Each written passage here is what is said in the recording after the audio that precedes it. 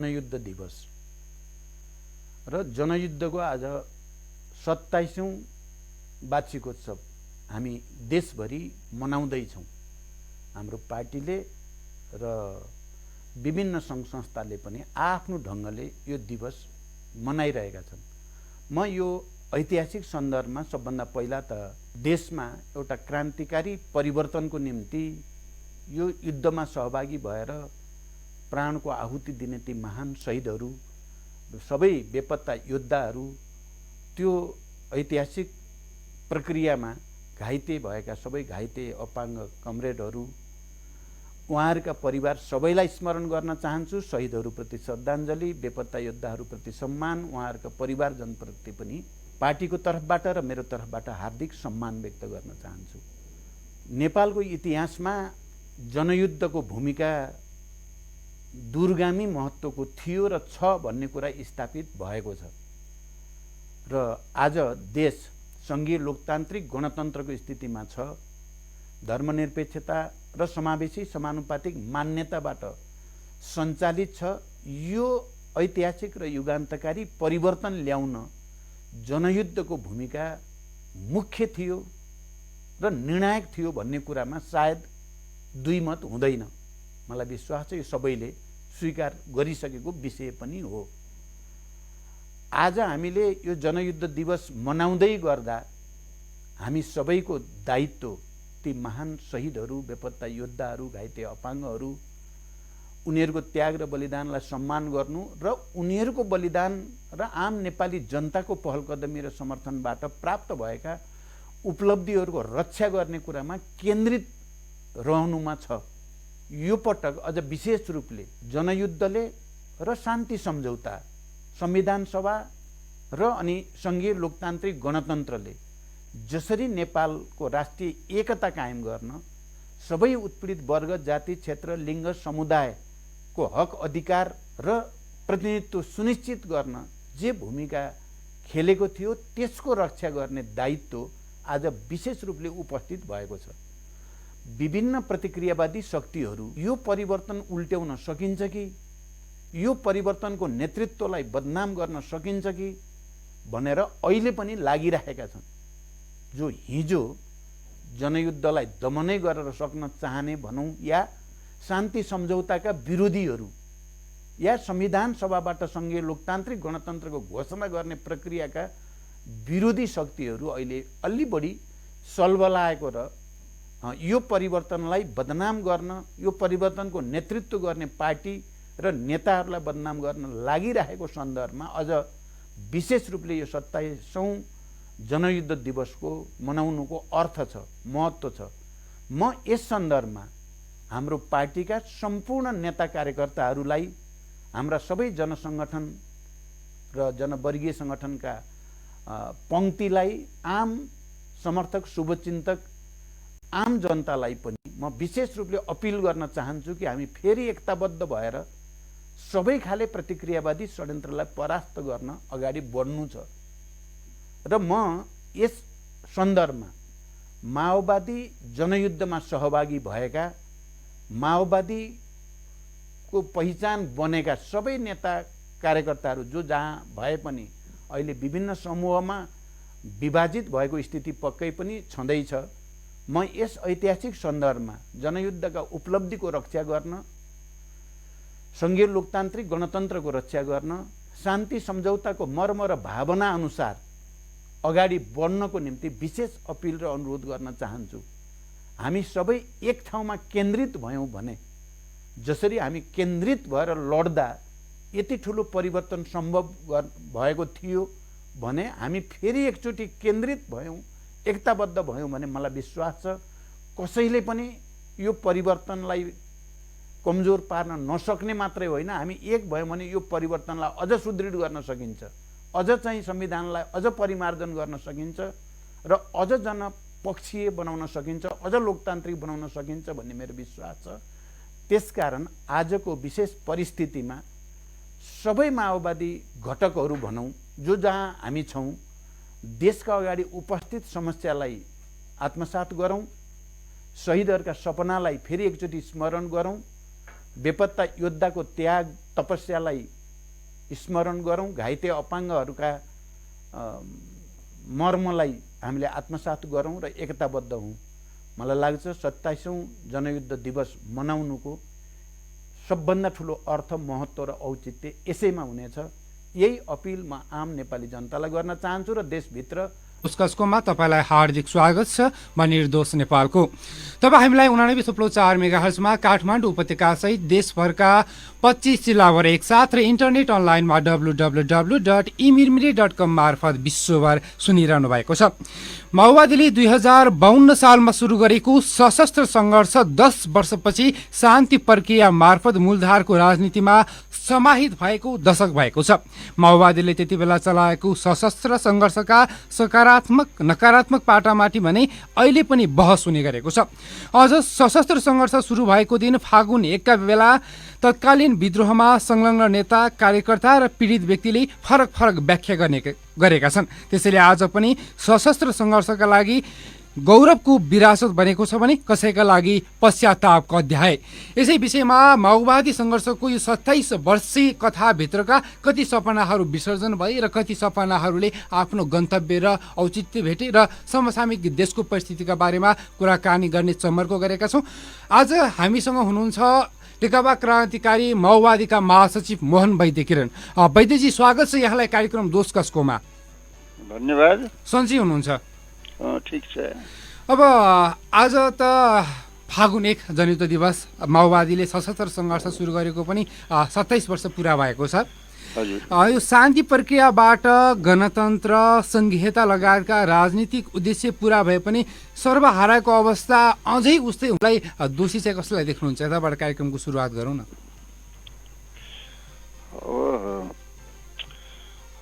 27 वर्ष पहिले भनौँ, अब तत्कालीकी नेकपा माओवादी बाट नेपालमा महान जनयुद्धको थालनी भएको थियो र यो अवसरमा म सबैलाई हार्दिक शुभकामना म दिन चाहन्छु। सबभन्दा पहिले शहीद जन बेपत्ता योद्धाका परिवार, क्रान्तिकारी योद्धाहरू, घाइते अपाङ्गहरू, यसमा संलग्न सम्पूर्ण कमरेडहरू, शुभेच्छुमा आइसकेपछि 27 वर्षको यो अवधिमा नेतृत्वले परिवर्तन गरेका कुराहरू र माओवादी आइसकेपछि भएका विभिन्न राजनीतिक एजेन्डाहरूको आडमा अहिले पनि देश चलिरहँदा कतै माओवादीले बाटो बिराएको त होइन भन्ने मानसिकता बोकेका व्यक्तिहरू एकातिर छन् भने अर्कोतिर नेकपा माओवादीको 27 वर्षीय जनयुद्धमा यो सपनाहरूको विसर्जन र शान्ति प्रक्रियाबाट गणतन्त्र, सङ्घीयता लगायतका राजनीतिक उद्देश्य पुरा भए पनि सर्वहाराको अवस्था उस्तै रहनुमा दोषीको त यति बेला हामी मोहन वैद्य किरण पछाडि अहिले आइराखेका छौँ। नेकपा माओवादी केन्द्रका प्रमुख सचेतक देव गुरुङले हाम्रो प्रत्यक्ष सम्पर्कमा हुनुहुन्छ। गुरुङजी, स्वागत छ कार्यक्रममा यहाँलाई। धन्यवाद। सन्चै हुनुहुन्छ?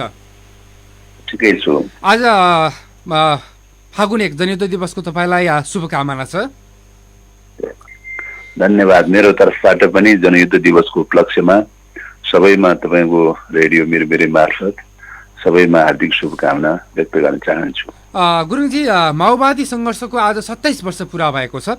यो 27 वर्षलाई निहाल्दा तपाईँहरूले सोचे झै देशमा गणतन्त्र, सङ्घीयता, धर्मनिरपेक्षता सबै कुरा लगायतका केही उद्देश्य पुरा भएका होलान्, तर सर्वहारा वर्गको अवस्था उस्तै छ, अझै पनि पुरा हुन सकेका छैनन्। त्यो केही पुरा हुने क्रममा होलान्। तर यति बेला माओवादी सङ्घर्षले, वर्ग सङ्घर्षले जुन कुरा नेपाल र नेपालीलाई दिएको छ, तर यति बेला त्यही नेपाल र नेपालीको सपनामाथि अमेरिकी मिलेनियम च्यालेन्ज कर्पोरेसन एमसिसीको एउटा बाँध लागेको छ नेपाली राजनीतिमा र सत्ता गठबन्धन पनि कतिखेर टुट्ने हो र एमसिसीमा कि माओवादीको चाहिँ 2वटा ध्रुव देखियो। एउटा प्रचण्डले चाहिँ दस्तावेजमा साइन गरेको छैन भन्नुभयो, जबकि अहिलेका प्रधानमन्त्री शेरबहादुर देउवाले चाहिँ हामीले साइन गरेर केही समयको यहाँको माग गरेका छौँ, सिग्नेचर गरेर भन्नुभयो। दुईवटा कुरा देखिएको छ नेपाली राजनीतिमा। र पहिले हामी यताबाट चाहिँ कार्यक्रमको सुरुवात गरौँ। नेकपा माओवादी केन्द्रको स्पष्ट लाइन चाहिँ के रहेको छ एमसिसीको बारेमा?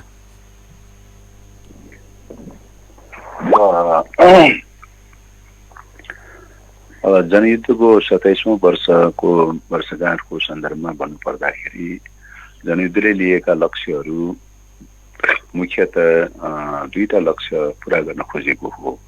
एउटा चाहिँ तपाईँको नेपाल अर्धसामन्ती र अर्ध औपनिवेशिक अवस्थाबाट आइरहेको हुनाले सामन्तवादबाट उन्मुक्तिको कुरा, दोस्रो चाहिँ वैदेशिक प्रभुत्वबाट उन्मुक्तिको कुरा। दुईटा मध्येमा सामन्तवादबाट राजतन्त्रको विस्थापनले सामन्तवादबाट एक अर्समा उन्मुक्ति भएको छ, यो एउटा सबल पक्ष हो। दोस्रो कुरा वैदेशिक थिचोमिचोबाट उन्मुक्ति भएको छैन र अबको यात्रा भन्नु भनेको राष्ट्रिय स्वाधीनताको आन्दोलनको यात्रा हो।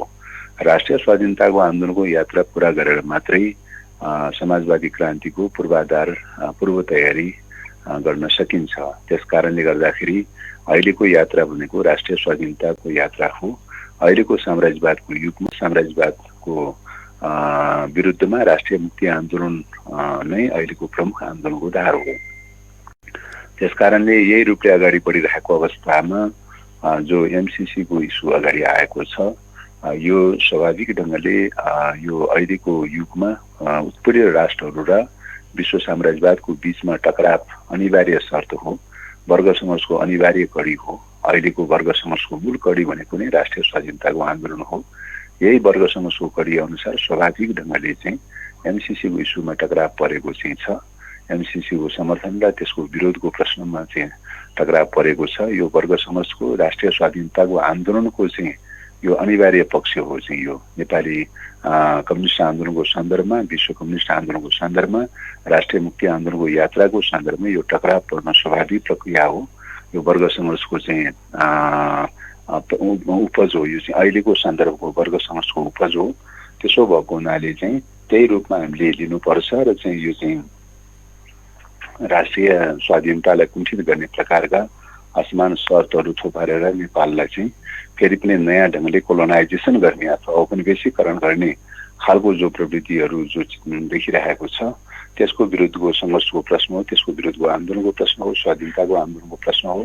त्यस कारणले गर्दाखेरि हामी स्वाधीनताको आन्दोलनको पक्षमा छौँ, राष्ट्रिय मुक्ति आन्दोलनको पक्षमा छौँ, नेपाललाई स्वाधीन बनाउने पक्षमा चाहिँ छौँ, आत्मनिर्भर बनाउने पक्षमा छौँ र त्यही ढङ्गले अगाडि बढ्न सक्यौँ भने मात्रै तपाईँको नेपाललाई स्वाधीन बनाउँदै लैजान सकिन्छ र समाजवादी क्रान्तिको चाहिँ पूर्वाधार तयार गर्न सकिन्छ।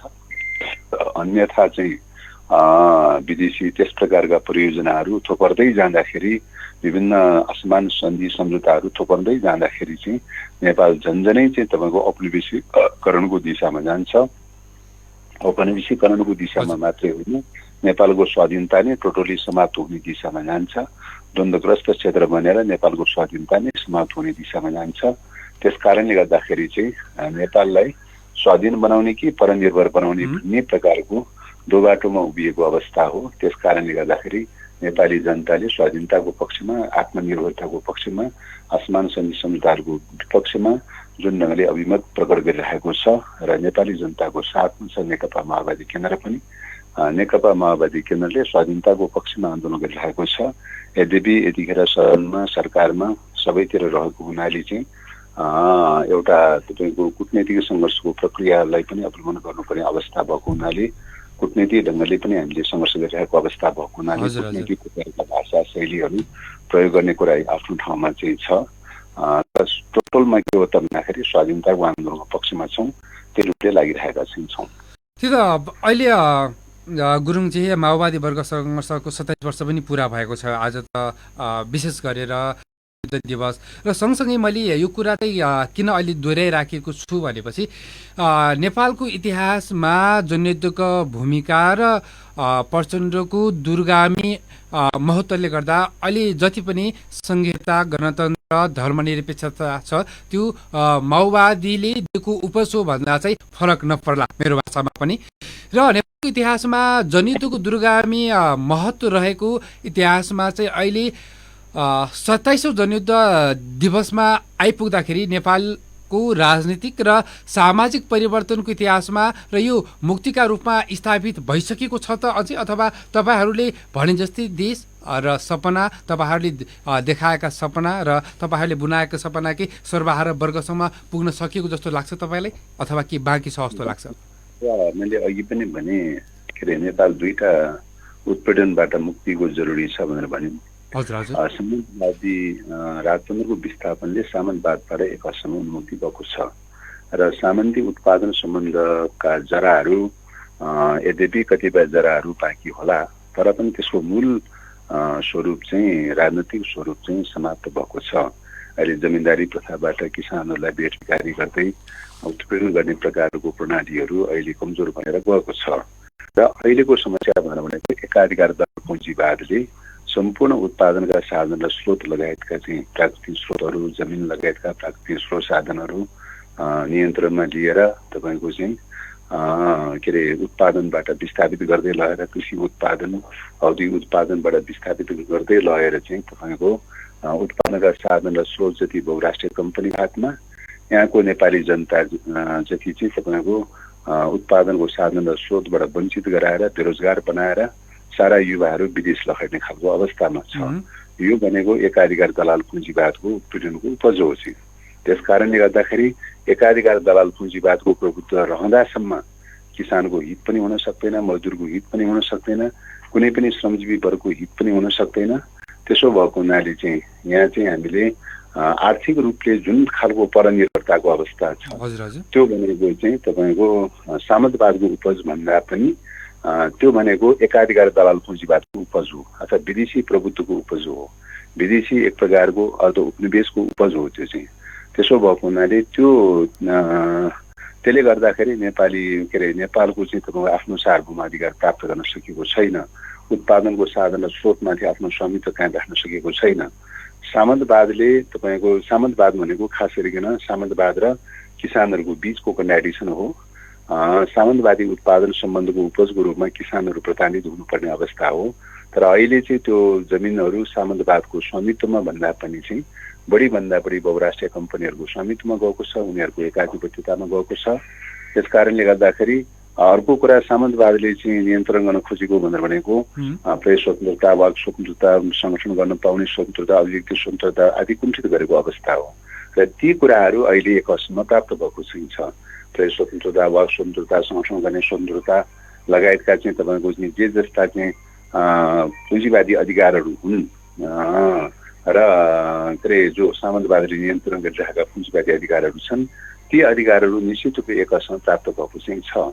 त्यसो भएको हुनाले सामन्तवाद चाहिँ एक हदसम्म चाहिँ कमजोर भएर गएको छ, एक हदसम्म विस्थापित भएको छ र उत्पादनका साधन र स्रोतहरू विदेशी एकाधिकार बहुराष्ट्रिय कम्पनीहरूले कन्ट्रोल गरिरहेको अवस्था, नियन्त्रण गरिरहेको अवस्था भएको हुनाले नेपाली जनताले त्यसको उपभोग गर्न पाएको छैन, त्यसको प्रयोग गर्न पाएको छैन। त्यसले गर्दाखेरि चाहिँ नेपाली जनता त्यसबाट विस्थापित हुँदै हुँदै हुँदै हुँदै गएर उपभोक्तावादी समाजमा सबै विदेशबाट सामान लिएर आएर निर्वाह गर्नुपर्ने प्रकारको पुरै उपभोक्तावादी समाजमा परिणत भएको छ, परनिर्भरमुखी समाजमा परिणत भएको छ र सबै विदेशीले चाहिँ बहुराष्ट्रिय कम्पनीहरूले सामान दियो भने चाहिँ पाइने, नत्र भने केही पनि नपाइने। गुरुङजी, हजुर, अन्त्यमा हाम्रो कार्यक्रमको समय सकिन लाग्यो। अन्त्यमा मलाई छोटकरीमा अब एमसिसीसँग त नेपालले माग गरेको र सत्ता गठबन्धनले मागै गरेको अथवा तपाईँको अध्यक्ष प्रचण्ड र प्रधानमन्त्री शेरबहादुर देउवाले माग गरेको समय सीमा त सकिँदै गइरहेको छ, अझै पनि संशोधन हुँदैन भन्ने अन्यल कायमीकै बिचमा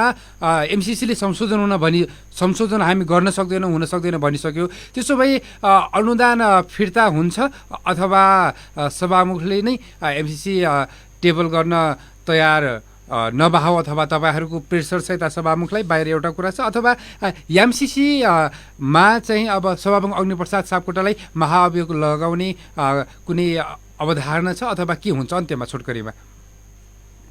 अब यो हामीले भनिरहेका छौँ असमान शर्तहरू भएको हुनाले, राष्ट्रिय स्वाधीनतालाई कुण्ठित गर्ने प्रकारका प्रावधानहरू भएको हुनाले ती शर्तहरू संशोधन गरेर विशुद्ध आर्थिक सहायताको रूपमा मात्रै परिणत गर्न सक्ने हो भने यसलाई स्वीकार गर्न सकिन्छ, अन्यथा चाहिँ यसलाई स्वीकार गर्न यथास्थितिमा स्वीकार गर्न सकिँदैन भनेर भनिरहेका छौँ।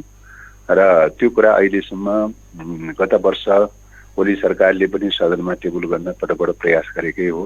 हामीले त्यसमा असहमति गरेकै कारणले गर्दाखेरि अड्किँदै आएको हो र पछिल्लो समयमा अब देउबा सरकारले चाहिँ पनि कोसिस गरेकै हो र हामीले अहिलेसम्म चाहिँ यो सहमति बिना संशोधन बिना यो हुँदैन भनेर चाहिँ अहिलेसम्म रोक्दै आइरहेको अवस्था हो र जबरजस्ती रूपले चाहिँ तपाईँको टेबल गर्ने प्रक्रियाबाट गयो भने अब सम्झौता विपरीत ढङ्गले सहमति विपरीत ढङ्गले 5 दलीय गठबन्धन विपरीत ढङ्गले जबरजस्ती टेबल गर्ने प्रक्रियाबाट गयो भने हाम्रो सहमत हुँदैन।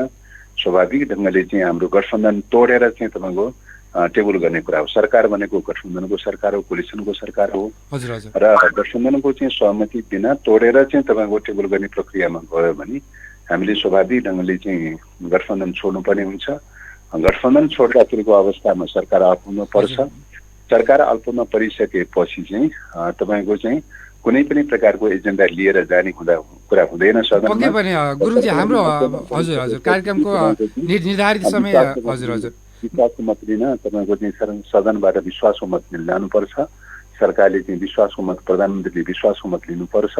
विश्वासको मत प्राप्त भयो भने त्यो फुल गभर्मेन्ट हुन्छ। त्यसले फेरि एजेन्डा पक्कै पनि हाम्रो कार्यक्रमको निर्धारित समय सकिएको छ। अन्त्यमा माओवादी एमसीसीको धोका खायो र धक्का पनि लगायो। क्रान्तिकारी माओवादीका महासचिव वैद्य मूलधारको विरासत आफूहरूको भएको ठानिरहेका छन्। हाल जसपाको संघीय परिषद अध्यक्ष रहेका राजनीतिक रूपमा जनयुद्धले ठूलो परिवर्तन ल्याएको दावी गर्छन्। माओवादी जनयुद्ध नेपाली इतिहासको सबैभन्दा ठूलो क्रान्तिकारी परिघटना पनि हो। यस अर्थमा यसलाई नेपाली इतिहासले उच्च मूल्याङ्कन गर्छ, हामी सबैले गर्नुपर्छ। म आफै त्यसको अगुवामध्ये एक भएकोमा गर्व गर्छु उनले भने। त्यो आन्दोलनको जगमा टेकेर सङ्घीय लोकतान्त्रिक गणतन्त्र प्राप्त गर्यो। संविधान सभाबाट नेपाली जनता सार्वभौमसत्ता सम्पन्न बने। जातीय वर्गीय लैङ्गिक क्षेत्रीय प्रश्न थोरै बाँकी छन्, त्यसलाई पूर्णता दिनै उन्नत समाजतिरको यात्रामा अघि बढेका छौँ। माओवादी केन्द्रका नेता हरिबोल गजुरेल जनयुद्धका उपलब्धि उचाइमा रहेको दावी गर्छन्। गणतन्त्र, सङ्घीयता, धर्मनिरपेक्षता, समानुपातिक, समावेशिक, सामाजिक न्यायका मूल्य मुखरित भएर आएका छन्। जनयुद्धले गाउँ गाउँसम्म राजनीति पुर्याइदियो। जनताको चेतना हत्ते माथि उठ्यो। उनले भने परिवर्तन हामीले चाहे जस्तो जनताले चाहे जस्तो नभए पनि सहमतिबाट संविधान बनाइयो। त्यसको अगाडि केही जाने बाटो भने बन्द गरेन। वैद्यको विश्लेषण भने अलि फरक रहेको छ। हामीले नयाँ जनावादी राज्य सत्ता स्थापना गर्दै समाजवादमा जाने भनेका थियौँ। त्यो उद्देश्य पुरा हुन त सकेन। भोलि हुने क्रान्तिका निम्ति 10 वर्षीय जनयुद्धले हामीलाई मूल्यवान शिक्षा दिएको छ उनले भनेका छन्। त्यही शिक्षाको जगमा उभिएर देश र जनताको मुक्तिका निम्ति हामी दृढतापूर्वक अगाडि बढेका छौँ। चन्द्र नेतृत्वको नेकपा नेता धर्मेन्द्र वास्तोलाको बुझाइ पनि वैद्यसँग मिल्दोजुल्दो छ। जनयुद्ध महान कार्य थियो, त्यसले गणतन्त्र स्थापना गर्यो। अहिलेको परिवर्तन सम्भव भयो, मान्छेका अधिकार सम्भव भए उनले भने। तर जनयुद्धलाई जुन सफलतातिर लैजानु पर्थ्यो त्यसो हुन सकेन। त्यति बेलाको नेतृत्व कमजोरी रह्यो, जसका कारण अहिले समस्या पैदा भएका छन्।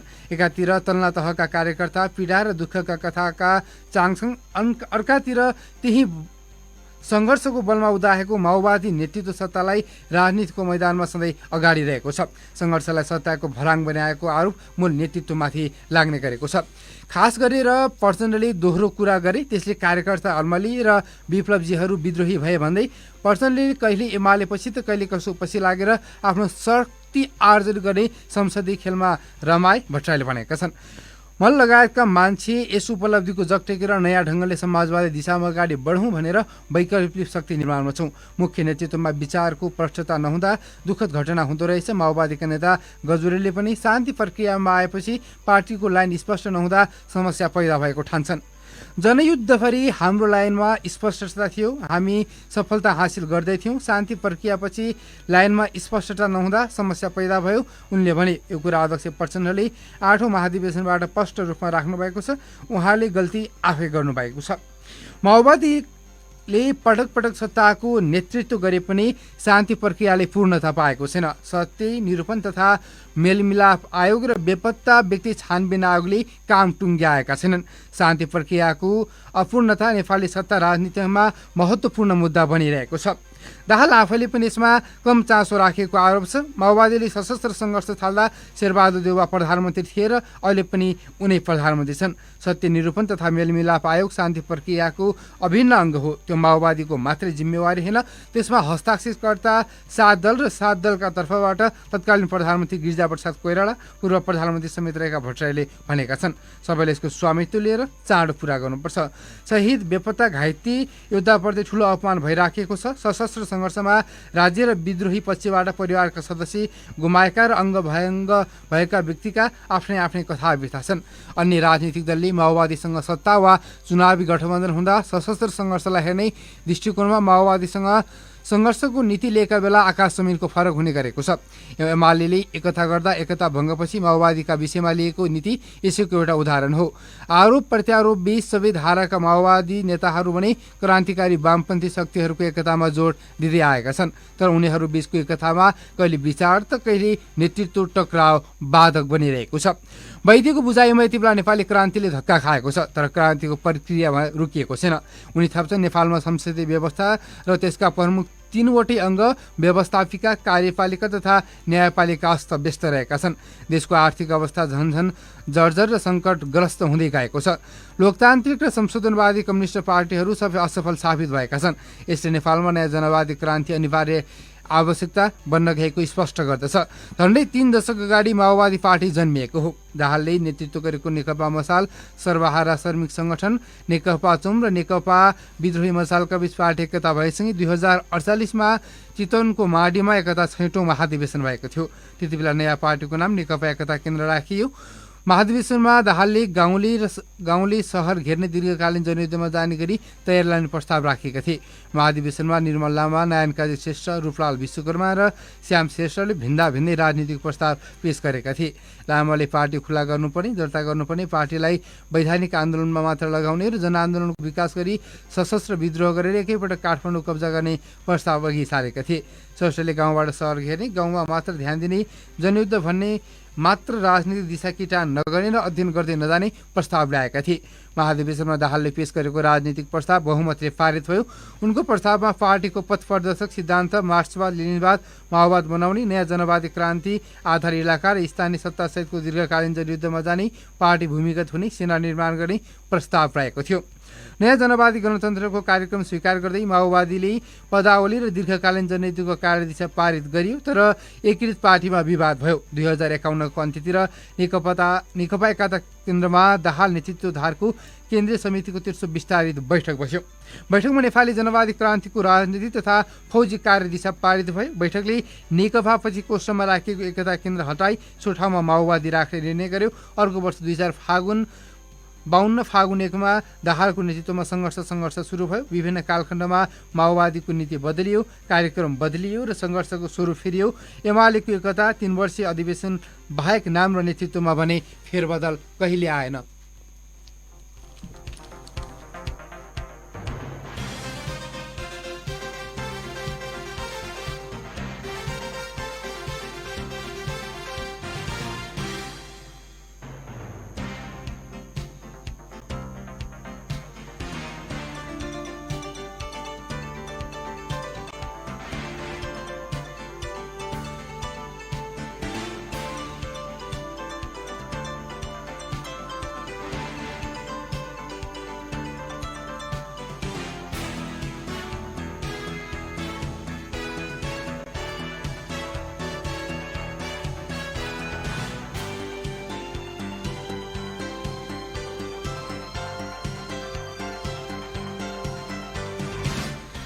सोर्जाभित्र तपाईँ हामीलाई 89.4 मेगाहर्जमा काठमाडौँ उपत्यका सहित देशभरका 25 जिल्लाभर एकसाथ र इन्टरनेट अनलाइनमा www.imirmiri.com मार्फत विश्वभर सुनिरहनु भएको छ।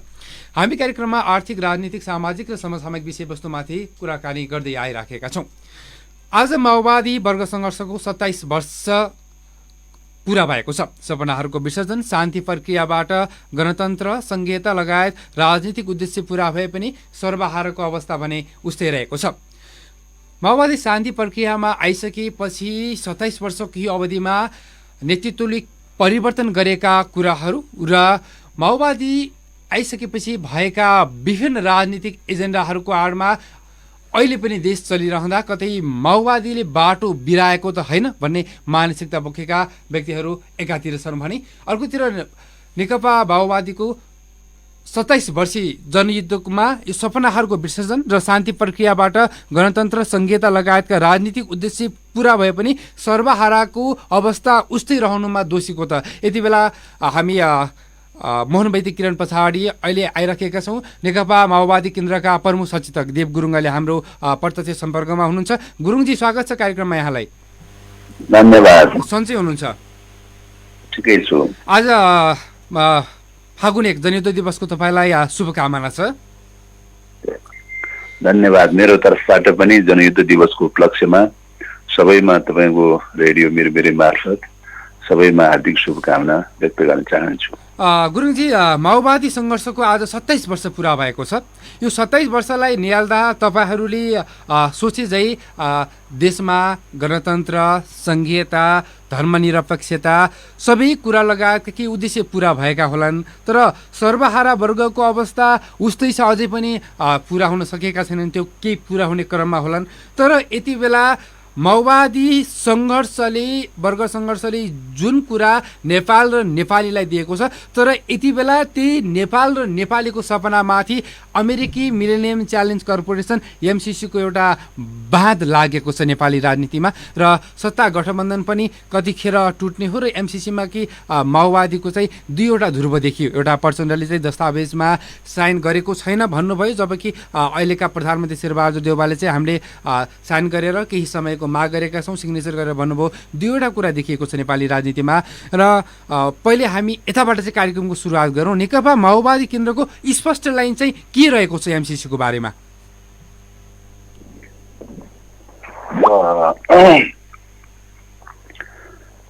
जनयुद्धको 27औं वर्षगाँठको सन्दर्भमा भन्नुपर्दाखेरि जनयुद्धले लिएका लक्ष्यहरू मुख्यतः दुईटा लक्ष्य पुरा गर्न खोजेको हो।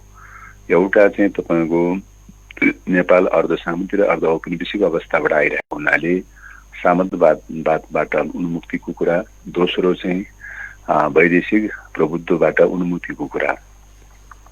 दुईटा मध्येमा सामन्तवादबाट राजतन्त्रको विस्थापनले सामन्तवादबाट एक अर्थमा उन्मुक्ति भएको छ, यो एउटा सबल पक्ष हो। दोस्रो कुरा वैदेशिक थिचोमिचोबाट उन्मुक्ति भएको छैन र अबको यात्रा भन्नु भनेको राष्ट्रिय स्वाधीनताको आन्दोलनको यात्रा हो। राष्ट्रिय स्वाधीनताको आन्दोलनको यात्रा पुरा गरेर मात्रै समाजवादी क्रान्तिको पूर्व तयारी गर्न सकिन्छ। त्यस कारणले गर्दाखेरि अहिलेको यात्रा भनेको राष्ट्रिय स्वाधीनताको यात्रा हो। अहिलेको साम्राज्यवादको युगमा साम्राज्यवादको विरुद्धमा राष्ट्रिय मुक्ति आन्दोलन नै अहिलेको प्रमुख आन्दोलनको धार हो। त्यस कारणले यही रूपले अगाडि बढिरहेको अवस्थामा जो एमसिसीको इस्यु अगाडि आएको छ, यो स्वाभाविक ढङ्गले यो अहिलेको युगमा उत्पीडित राष्ट्रहरू र विश्व साम्राज्यवादको बीचमा टकराव अनिवार्य शर्त हो, वर्ग सङ्घर्षको अनिवार्य कडी हो। अहिलेको वर्ग सङ्घर्षको मूल कडी भनेको नै राष्ट्रिय स्वाधीनताको आन्दोलन हो। यही वर्ग सङ्घर्षको कडी अनुसार स्वाभाविक ढङ्गले चाहिँ एमसिसीको इस्युमा टकराव परेको चाहिँ छ। एमसिसीको समर्थन र त्यसको विरोधको प्रश्नमा चाहिँ टकराव परेको छ। यो वर्ग सङ्घर्षको राष्ट्रिय स्वाधीनताको आन्दोलनको चाहिँ यो अनिवार्य पक्ष हो। चाहिँ यो नेपाली कम्युनिस्ट आन्दोलनको सन्दर्भमा, विश्व कम्युनिस्ट आन्दोलनको सन्दर्भमा, राष्ट्रिय मुक्ति आन्दोलनको यात्राको सन्दर्भमा यो टकराव पर्न स्वाभाविक प्रक्रिया हो। यो वर्ग सङ्घर्षको चाहिँ